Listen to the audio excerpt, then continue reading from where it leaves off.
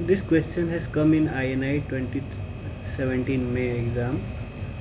इसमें ये पूछ रहा है कि रेटिनोब्लास्टोमा जीन को अगर फॉस्फोराइलेशन से रोक देंगे तो मतलब ये बहुत ही इंपॉर्टेंट कॉन्सेप्ट है एक रेगुलेशन ऑफ सेल साइकिल का। रेटिनोब्लास्टोमा जीन जो होता है वो क्या होता है कि एक ट्यूमर सप्रेसर जीन है ना।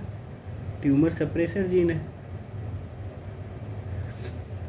तो अगर हम रेटिनोब्लास्टोमा जीन अगर नॉर्मली एक्ट करेगा तो क्या होगा, सेल साइकिल जो है वो उस टाइम पे स्टॉप होगी।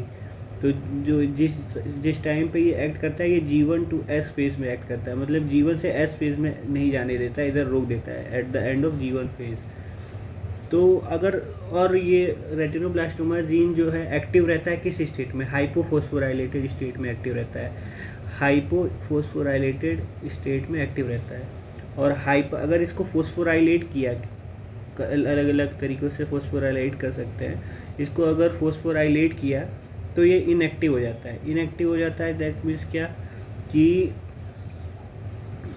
ये अब सेल साइकिल को इनहिबिट नहीं कर पाएगा। तो मतलब एक तो ये ऊपर ब्रॉड कॉन्सेप्ट ये है एक तरीके से कि अब सेल साइकिल प्रोग्रेस कर जाएगी तो ट्यूमर जो हमारे होते हैं, मैलिग्नेंसीज होती हैं जो रेटिनोब्लास्टोमा जीन की वजह से होती है, उसमें यही होता है कि उसका किसी न किसी वजह से हाइपर फॉस्फोराइलेशन हो रहा होता है उस जीन में। ये एक ब्रॉड कंसेप्ट है।